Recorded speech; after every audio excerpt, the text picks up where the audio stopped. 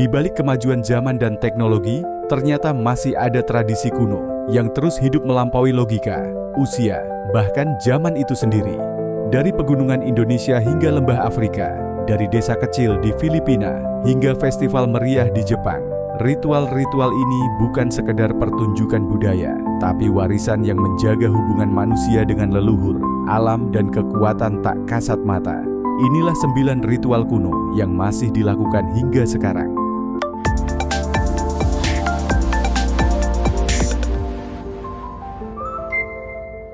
Yang pertama dari Indonesia.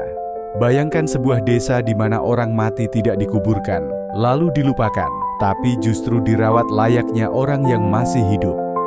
Di Tanah Toraja, Sulawesi Selatan, ada sebuah ritual unik bernama Mak Nenek. Setiap beberapa tahun sekali, jenazah keluarga yang telah diawetkan akan dikeluarkan dari makam. Mereka dibersihkan, diberi pakaian terbaik, bahkan kadang dirias, dan diajak berjalan-jalan keliling kampung. Ritual ini dilakukan bukan untuk menakut-nakuti, melainkan sebagai bentuk kasih sayang dan penghormatan yang mendalam pada leluhur. Mak Nenek menunjukkan betapa kuatnya nilai kekeluargaan dan spiritualitas dalam budaya Toraja. Bagi mereka, kematian bukanlah akhir, melainkan bagian dari perjalanan panjang menuju alam roh. Ikatan antara yang hidup dan yang telah tiada tetap terjalin erat melalui doa, cerita, dan sentuhan fisik dalam ritual ini. Bahkan, beberapa keluarga menyimpan pakaian khusus yang hanya digunakan saat Mak Nenek tiba. Inilah potret langka tentang bagaimana cinta dapat melampaui batas kehidupan dan kematian. Lalu kita beralih ke Jepang yang dikenal dengan festival-festival uniknya. Salah satunya adalah Hadaka Matsuri, yang mungkin menjadi salah satu festival yang paling ekstrim dan tak terlupakan. Ribuan pria dari berbagai usia berkumpul di kuil dengan hanya mengenakan fundoshi, sejenis kain putih yang melilit tubuh bagian bawah saja, dikenakan di tengah suhu dingin yang menusuk tulang. Dalam kerumunan yang padat dan penuh semangat, mereka saling berebut jimat suci yang dilemparkan oleh pendeta kuil. Siapapun yang berhasil meraih dan mempertahankan jimat itu, dipercaya akan mendapatkan keberuntungan dan kemakmuran selama 1 tahun penuh. Ini adalah pertempuran kehormatan yang dilandasi tradisi berabad-abad. Hadaka Matsuri bukan hanya tentang fisik dan keberanian, tapi juga tentang spiritualitas dan penyucian diri. Para peserta percaya bahwa dengan menghadapi tantangan ekstrem ini, mereka dapat membersihkan diri dari kesialan dan energi negatif. Keringat, benturan, dan dingin yang mereka rasakan menjadi simbol pengorbanan demi kehidupan yang lebih baik. Meski tampak kacau dan keras, festival ini tetap berlangsung dengan aturan dan tata cara yang dijaga ketat. Hadaka Matsuri adalah bukti bahwa tradisi Jepang bisa begitu liar, namun tetap penuh makna. Kemudian di jantung Afrika Timur, suku Tumbuka mempertahankan sebuah tradisi penyembuhan kuno bernama Fimbuza. Ritual ini diperuntukkan bagi mereka yang diyakini menderita gangguan akibat kerasukan roh jahat atau tekanan mental yang berat. Pasien akan dibawa ke hadapan seorang penyembuh spiritual yang kemudian memimpin sesi tarian ritmis dan nyanyian yang menggema dalam tempo cepat dan penuh energi. Musik tradisional yang digunakan dipercaya mampu membuka jalur komunikasi dengan dunia roh dan mendorong roh negatif untuk keluar dari tubuh pasien. Suasana ritualnya intens, penuh getaran, gerakan, dan keyakinan. Namun Fimbuza bukan sekedar pertunjukan spiritual, melainkan bagian penting dari struktur sosial suku Tumbuka. Dalam masyarakat yang mungkin belum memiliki akses penuh ke layanan kesehatan mental modern, ritual ini menjadi tempat di mana penderita gangguan psikologis bisa diterima dan dipulihkan secara emosional. Komunitas berperan aktif dalam proses ini, menciptakan ruang aman dan penuh empati.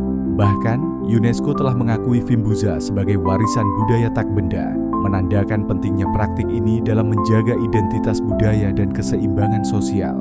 Tradisi ini menunjukkan bahwa penyembuhan sejati tak selalu datang dari obat, tetapi juga bisa dari tarian, musik, dan kebersamaan. Kembali ke Indonesia, kali ini di jantung hutan Kalimantan, suku Dayak Ngaju menjaga sebuah tradisi spiritual yang sakral bernama Tiwah. Ritual ini bukan hanya sekedar seremoni, melainkan proses penting dalam mengantarkan roh orang yang telah meninggal menuju alam baka, agar mereka dapat beristirahat dengan tenang. Tulang belulang dari orang yang telah lama dimakamkan akan digali kembali, dibersihkan dengan penuh kehormatan, lalu ditempatkan dalam sandung, rumah kecil berukir yang menjadi tempat persemayaman terakhir. Ritual ini merupakan momen sakral di mana keluarga berkumpul, mempersembahkan doa, dan menghantarkan cinta terakhir bagi yang telah tiada. Semuanya dilakukan dengan penuh penghormatan dan spiritualitas yang mendalam. Tiwah berlangsung selama beberapa hari, dipenuhi dengan tarian-tarian khas Dayak, alunan musik tradisional yang menggetarkan jiwa, dan prosesi penyembelihan hewan kurban sebagai persembahan. Tak hanya keluarga inti, seluruh komunitas turut ambil bagian, menjadikan Tiwah sebagai perayaan kehidupan dan kematian yang menyatukan seluruh desa. Bagi masyarakat Dayak, ritual ini adalah bentuk kasih sayang paling tulus dan penghormatan tertinggi kepada leluhur. Dalam setiap gerakan tarian dan tabuhan gong, terkandung doa dan harapan agar roh yang telah pergi diterima di dunia arwah dengan damai. Tiwah bukan hanya warisan budaya, ia adalah cerminan ikatan spiritual antara yang hidup dan yang telah meninggalkan dunia. Di beberapa suku tradisional di Ethiopia dan Sudan, kulit yang dihiasi bekas luka bukanlah tanda penderitaan, melainkan simbol kebanggaan.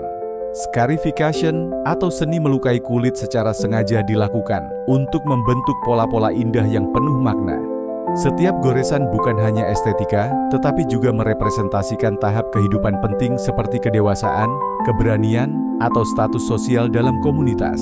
Proses ini biasanya dilakukan sejak usia muda, disaksikan oleh keluarga dan masyarakat sebagai bentuk pembuktian diri yang sakral. Meski menyakitkan, ritual ini dijalani dengan ketabahan sebagai bagian dari perjalanan hidup yang penuh makna. Bagi sebagian besar masyarakat modern, scarification mungkin tampak ekstrim, namun bagi komunitas yang menjalaninya, inilah warisan budaya yang mengakar dalam.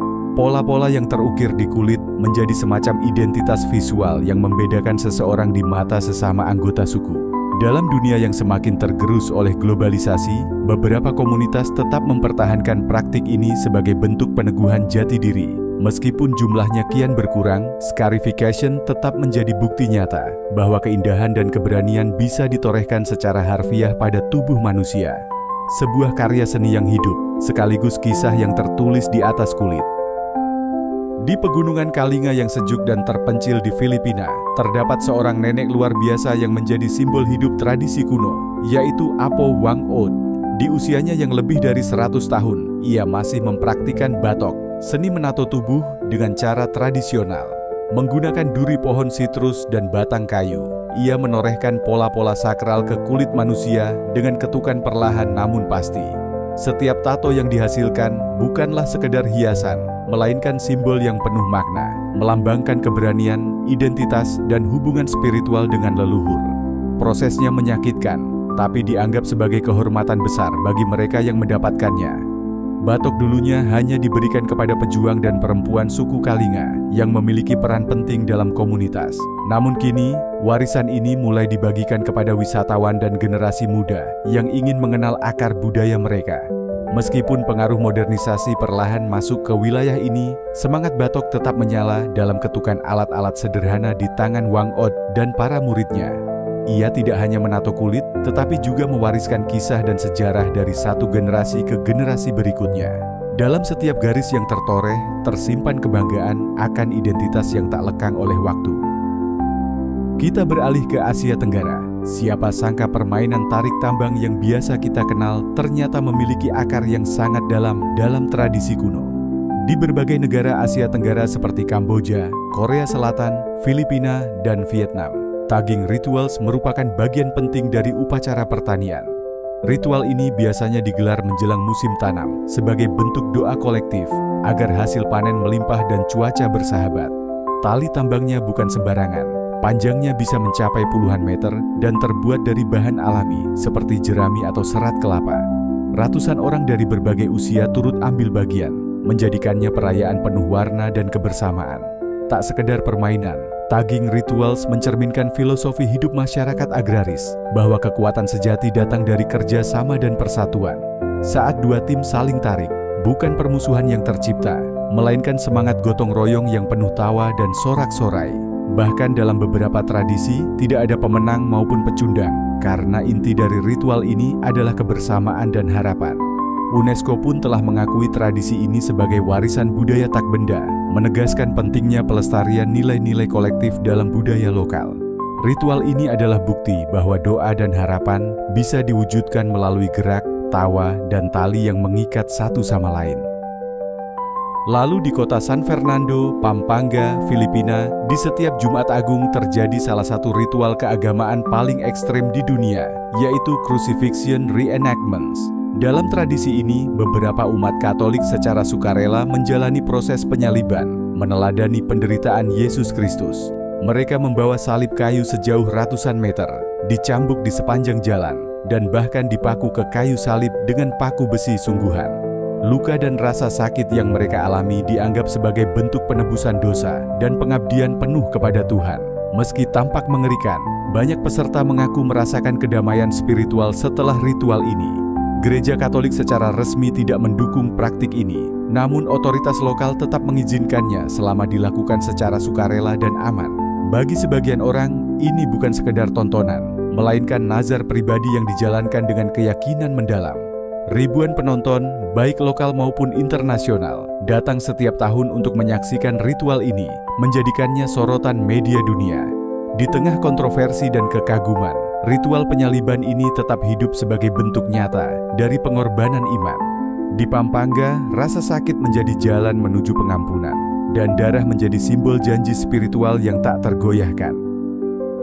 Kembali ke Indonesia, di pesisir selatan Pulau Jawa, setiap tahun para nelayan dan masyarakat adat berkumpul dalam sebuah ritual penuh makna yang dikenal sebagai larung sesaji. Dalam tradisi ini, berbagai persembahan seperti kepala kerbau, bunga, kemenyan, dan hasil bumi ditempatkan dalam miniatur kapal dan dilarungkan ke laut. Prosesi ini merupakan ungkapan rasa syukur atas hasil laut yang melimpah, sekaligus permohonan keselamatan bagi mereka yang mencari nafkah di tengah ombak besar. Ritual ini biasanya dipimpin oleh tokoh adat atau spiritual, disertai doa-doa yang khusyuk dan iringan kesenian tradisional. Suasana sakral dan meriah bercampur menjadi satu, menciptakan pengalaman budaya yang mendalam. Larung sesaji juga erat kaitannya dengan legenda Ratu Laut Selatan, yaitu Nyi Roro Kidul, sosok mitologis yang dipercaya menjaga lautan dan menentukan nasib para pelaut. Dengan mempersembahkan sesaji, masyarakat menunjukkan rasa hormat dan menjaga hubungan harmonis antara manusia dan alam.